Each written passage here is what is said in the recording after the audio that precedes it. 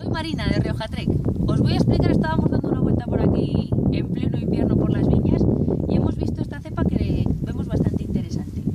En otro vídeo os hemos explicado lo que son los mugrones, lo que son las ballestas o lo que son los acodos, que es esto de aquí. Son maneras de reproducir una planta para que salga otra nueva. Y mirad lo que han hecho aquí. Aquí lo que quieren hacer es de esta viña o de esta cepa, que es una cepa vieja, han podado y han dejado un sarmiento sin podar mirando hacia el lugar donde quieren poner una cepa nueva.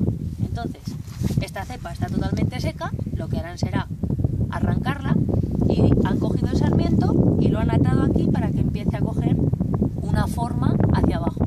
Luego en primavera, dentro de un par de meses, cuando ya la savia esté corriendo por la planta, lo van a hundir, lo meterán 25 centímetros, 30 centímetros bajo la tierra y así empezará a crecer una nueva planta, como vemos en esta de aquí.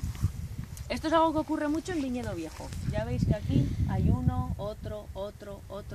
A medida se van muriendo las plantas, en vez de replantar con una cepita muy pequeña, se hace